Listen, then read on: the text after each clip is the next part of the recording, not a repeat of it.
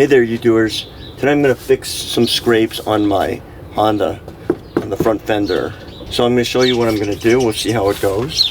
So again, I'm going to use this ammonia-free cleaner and just clean this area off.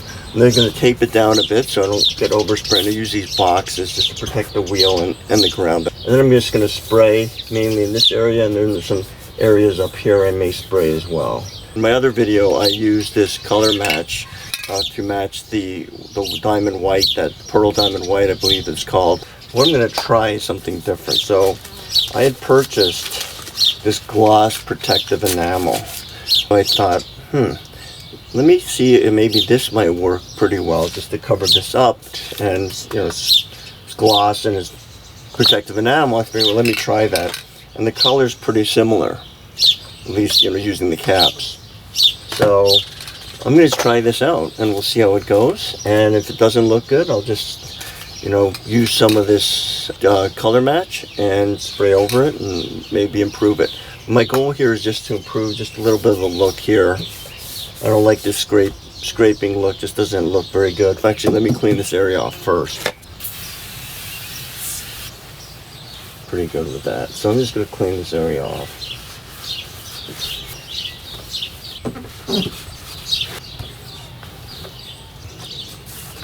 Alright, so now I'm going to take sprog tape here. So I'm going to try to flap this down. I'll show you what I'm doing here.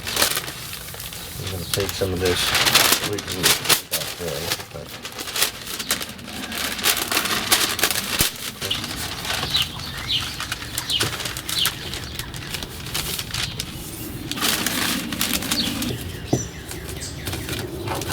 so your tape, just take your time. I think in the prep work, it's the important thing.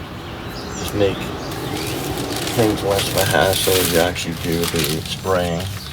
So you see I'm keeping this pretty loose here. I'm going to focus on this big mark here. So see, I've taped this down, so I'm going to focus on this area. I'm not going to focus on these higher up areas, because again, if I take this and I spray it up here, it may create these blotches. And if this doesn't match very well in the sunlight, it'll be pretty much more visible. Probably won't be as apparent down here. So, all right, so we're going to try this, you doers. So now I'm going to use this 320 grit, and I'm just going to use it because some of the plastic with our fiberglass here is just like sort of peeling a bit, and I want to just clean it up a bit, not be able to see it. So you see it.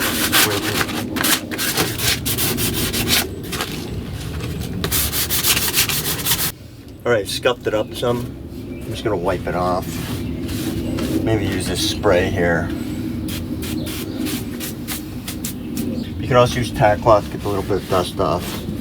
Let's give it a moment to dry. Alright, I just cleaned it off and we'll get to it here. Alright, you doers, before I start painting, I'm going to use my respirator. I highly recommend you use a respirator whenever you use any sort of aerosol, especially paints like this or clear coat. So these aren't super expensive. You can just get these at most hardware stores. Just protect yourself. And you can check your respirator by blocking the filters, breathing in, see if there's suction. That's how I check it. I'm going to use this Rustoleum product, the Gloss Protective Enamel. This here white.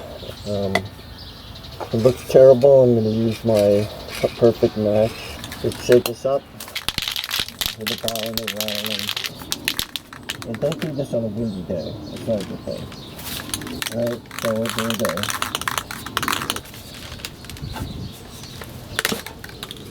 And I'm going to change sides because of the wind direction.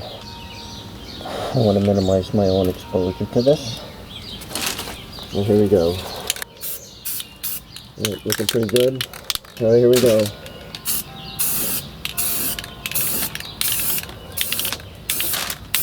So I'm going to do thin coats. Look at this.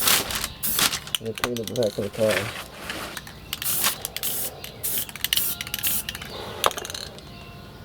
So I'm going to leave that for a moment. Alright, let's put I waited a few minutes, now I'm going to put the second coat on here. It's looking good. You can see I've already, you can't see it closely, but as when I said I was getting too aggressive, dripping a bit. So remember, this is a vertical surface. When you throw liquid on it, it's going to drain. So you want to just keep these coats light. Alright, so when you do it, keep the coat light.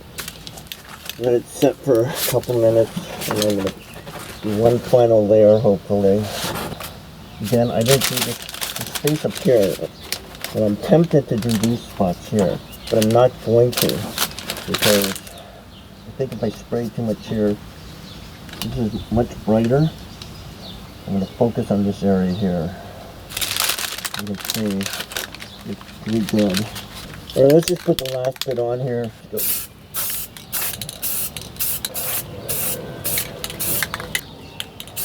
Oh, see it's dripping here. Alright, so I'm putting too much down. You probably won't be able to see it. I'm not going to mess with it, I'm just going to let it drip. You can be patient with this stuff. Less is more, okay, in this case. Okay, so you don't know if you can see it here. Let's zoom in a bit. Right here. Oops, I just touched my hand now. It's starting to flow down. Now it's wrecked it. See that? It's starting to flow down because you put too much on there. Now when you back up, you probably won't see it. But my point I'm trying to make is, when you back up, you probably won't be able to see it. The point I'm trying to make though is, when you spray paint on a vertical surface, just do light coats. Okay, that's my learning, you doers. But overall, it looks better. Better than it was before, that's for sure. Alright, you doers, looks very set, and I'll show you what it looks like. I'm not doing any more. Oh yeah, so the other thing I'd recommend is maybe sand this down a little better so you don't get these little, strings that come out from the fiberglass area or whatever. This is plastic. This is what it looks like. Okay, here you go.